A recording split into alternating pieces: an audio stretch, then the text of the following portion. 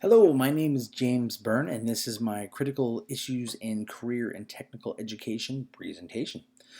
I would first like to start out by saying that I have a lot of fun with this assignment and that I took this as an opportunity to make some connections and to scope out a few other programs. I found that everyone I came into contact with was more than happy to talk about these issues. It did not take long to see a pattern emerging with the issues facing career and technical education.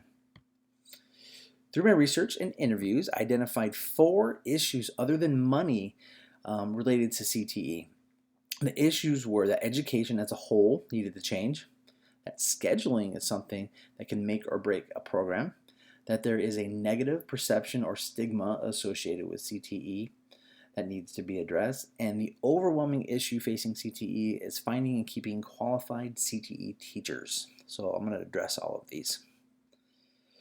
2 of the folks that I interviewed identified that the education system as a whole needed to be fixed. Steve Watson, the Maricopa County Superintendent of Education, stated that all classes should look like CTE classes and that there needed to be a balance of academics and project-based learning with career preparedness in mind. Carrie Hurley, a high school principal at the Odyssey Institute, identified that the current style and method of teaching is antiquated and needed to shift from standardized based learning environment to one that embraced and promoted individualized learning experience that prepared students with 21st century skills. She went on to say that with technology being what it is, that she feels a change is possible. One of the interviews that I had really opened my eyes to an issue that I never considered before.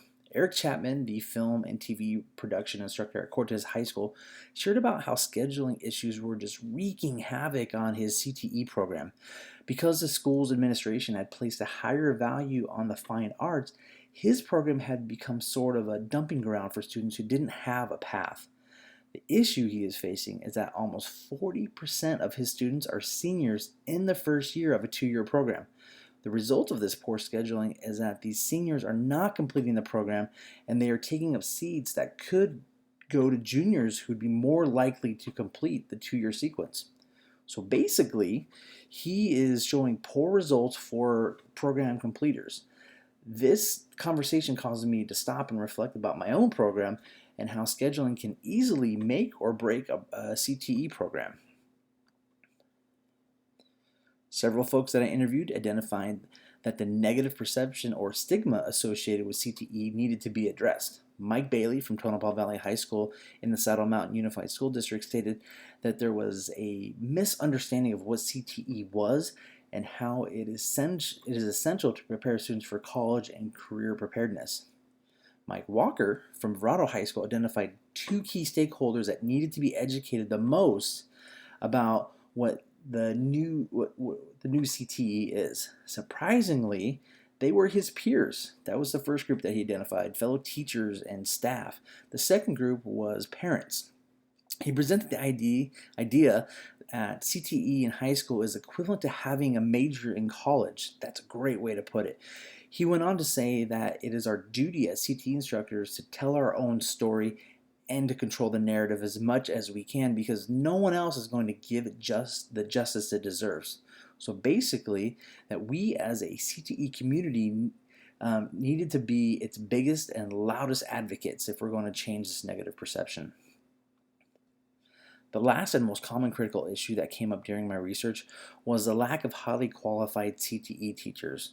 Almost every article I found about the issues facing CTE mentioned this as the most critical issue. Statistics show that over 30% of beginning teachers leave their position within the first 5 years. This is well before they can become proficient educators. This is compounded for CTE teachers because they have additional challenges like laboratory maintenance, supplies and equipment acquisition, safety concerns, and dealing with advisory boards. Becky Quigley, a principal from the Odyssey Institute in charge of curriculum for 9th and 10th grade, put it this way. Not only do you need to find someone with the proper educational requirements to teach, you need to find someone who knows the subject and has real-world experience. Not to mention the challenges of classroom management on top of all that. The reality is that this issue is the cause of more programs shutting down than funding. And I really feel like that speaks volumes to the importance of finding and keeping those qualified teachers. Thank you for listening to my presentation. These are my works cited pages. If you'd like to follow up on the articles, are here at the top, and then the rest are the people that I interviewed. Thank you for your time, and have a good evening.